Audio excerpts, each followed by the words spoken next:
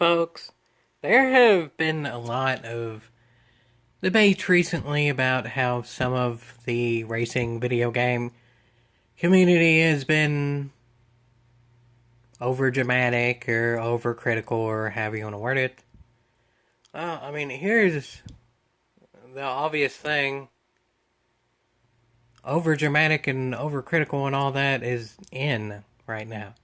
As I said, and I fully stick to it, Gran Turismo 7 is the quote-unquote pro, as in fake, wrestling of simulation esports.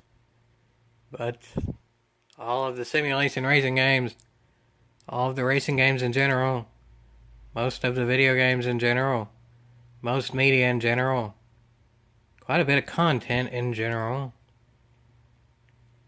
seems to benefit more recently because of criticism. Whether it's something extremely serious like political issues or something extremely not, like if Racing Bros is going to get an update. Racing Bros hasn't gotten an update in a while, so I really hope it does. There's critics of it. There's people being overdramatic, and that's because it makes money. Money makes the world go round. World. Anyway, so right there, that in and of itself is controversial. Round world. So yeah, even in something like that to anything else, controversy is what makes money. Any publicity is good publicity. Even look at Gran Turismo 7. Apparently GT7's still selling pretty cotton picking well. There's nothing official. But honestly, I think that's, in and of itself, fear of missing out. If Sony or PD were to announce any official numbers, people wouldn't have as much fear of missing out. So therefore they keep it quiet, so then they still keep that fear of missing out, aka drama. Yeah, folks, I still think overall it'd be a good idea if GT7 was actually selling really well.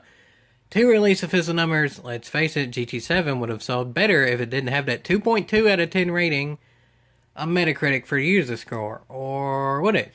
Is that 2.2 out of 10 rating on Metacritic made a whole heck of a heap of people hear about the game that wouldn't have otherwise. Let's face it, at the beginning of when all that was going on, GT7 was being covered in general media. General media was never going to cover Gran Turismo.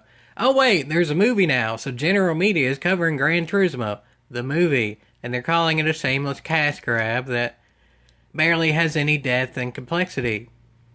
Well, I mean, even without the police chase and the weird pacing and timeline and stuff like I discussed in my 55-minute review, among other things also in my 55-minute review, obviously being that long, to put it in short, GT Academy, what it was based on, was a cash grab. It was extremely obvious cash grab at that. I would say there's even more Nissan advertisements and such in the actual GT Academy than the movie itself. That's, if you watched it, I think most people would agree with me on that. But yeah, now folks, the general media is covering Gran Turismo yet again, and it's calling it a cash grab, saying that, oh, boo-hoo, it's generic and all that. Yeah, it's a generic sports movie. But guess what, folks? That's because how the story actually played out was how an underdog story goes. Starts out being ridiculed like they don't know what they're doing. Proves throughout the movie that they know what they're doing. And then in the end gets the big payoff. That's what happened in real life. So that in general is what happened in the movie. I don't particularly love the movie, but I honestly do feel like some people are being a little bit too harsh on it. But again, movie critics are being critical about the Gran Turismo movie, which has the lowest audience critic review of any Gran Turismo ever by far. The movie critics are trying to mirror what they think the audience will think about it. Gran Turismo 7 came out first. They saw the audience hated it. So the critics are going to mirror that because obviously Gran Turismo, the movie, is advertisement for both GT7 and Nissan and all that. The way that I see it is that people make the debate now is that the general public is so skewed on their opinions of racing games, politics, whatever it may be, the most serious to the most not, that the main higher ups involved can't really get a good judgment on what the people actually want. Let's face it, folks, a lot of the people want controversy. A lot of the people want drama. So if they stay having mixed and varying opinions, the controversy and drama will stay.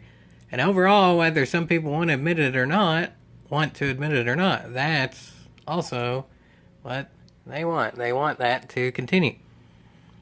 Maybe not in the exact ways it is, like GT7 is too money hungry and all that, and I pretty much think everyone agrees with that. But in a general sense, controversy and drama is for the better. I don't particularly agree with a lot of it. There's quite a few people that don't agree with a lot of it. But of any parts they do agree with, people are more passionate than ever because they can be. Remember how I mentioned the movie critics? Where everybody can be a movie critic. Everybody can act like they are a professional critic now.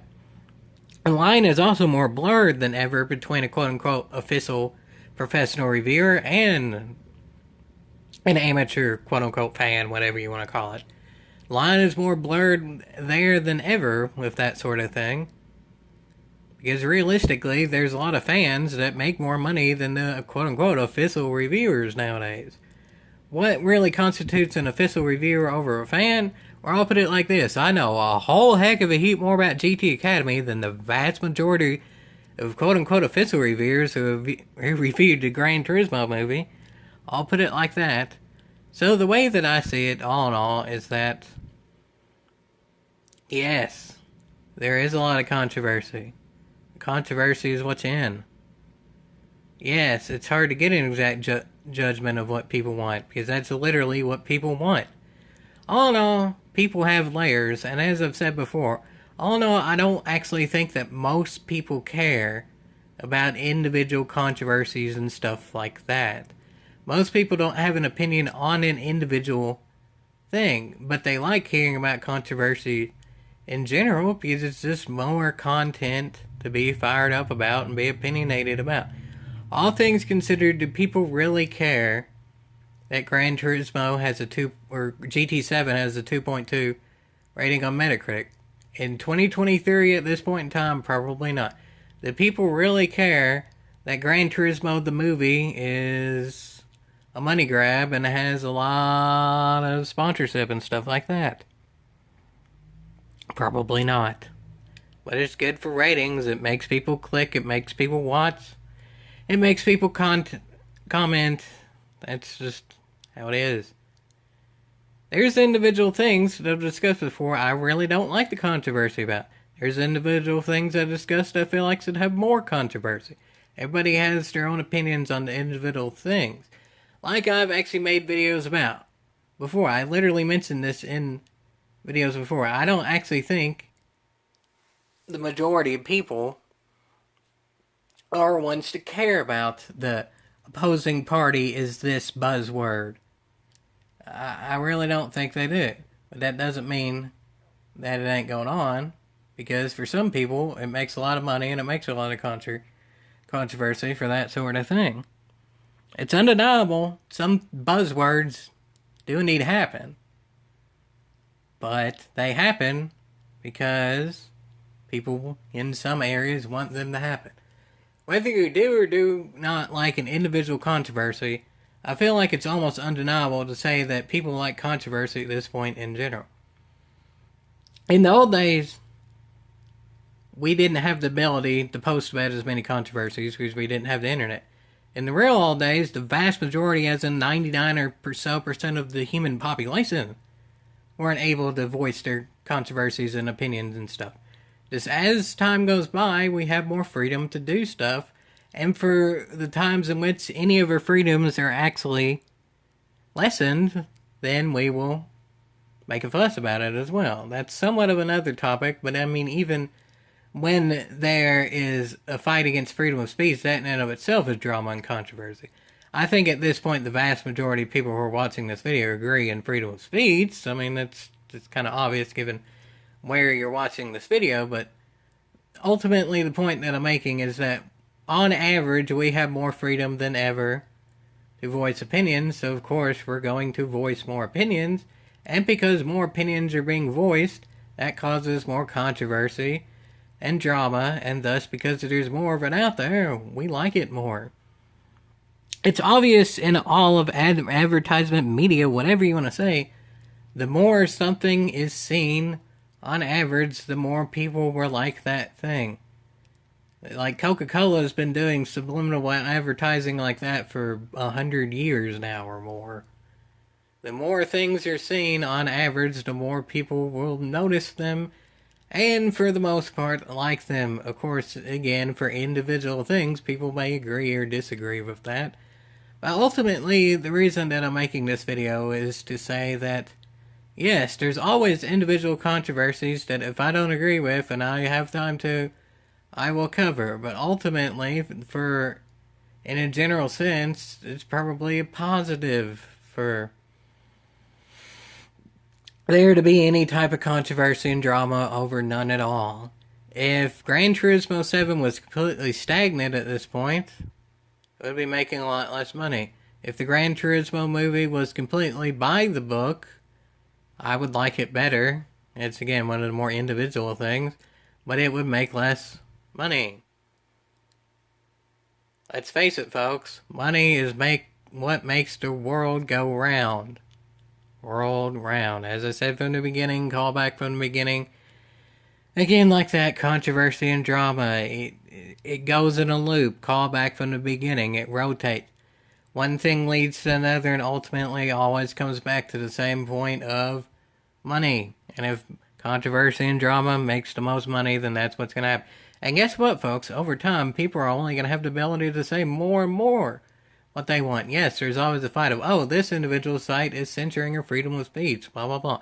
Yes, if that's happening, I'll gladly cover it, and I'll gladly support the people who are fighting for freedom of speech.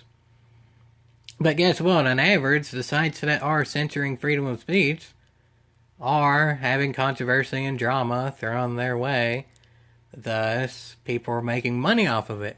And if people are making money off of it, if the money leads more towards freedom of speech, if the money is aimed more towards freedom, that's going to be where companies lean as well. As long as the money is towards freedom of speech, the companies will follow. The companies follow the money. As of now, it's not really clear what, in a lot of ways, the money is following. And I think at the current point, that's what people on average want. People on average want the controversy and drama. So, overall, can't really say on an individual thing if it's deserved or not, because there's more individual things than ever getting controversy and drama about them. Of course, I will always do videos on the individual things and stuff like that. But when there's more and more individual things than ever before, and will continue that way for the foreseeable future, all I can say is money is what makes the world go round, and it's more obvious than ever. Will only become more obvious as time goes by, because more people have the ability to see that that is indeed obvious. Is it for the best? It depends on the individual issue, but on average, probably.